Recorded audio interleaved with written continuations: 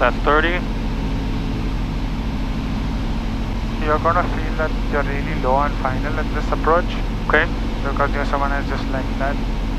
Okay.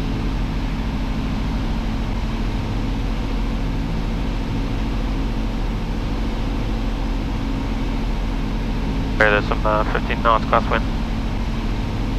Yeah.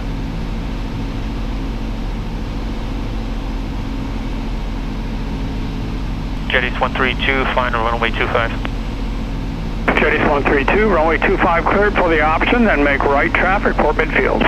Clear for the option, make right traffic, runway 25, Jetties 132. And report midfield junction there too.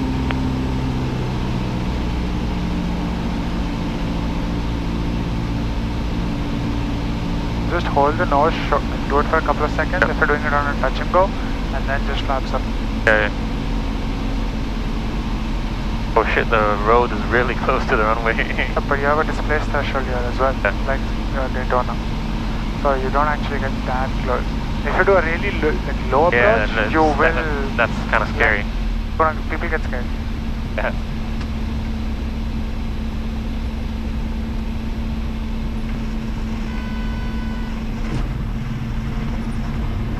Nose idle, flaps up, thank you.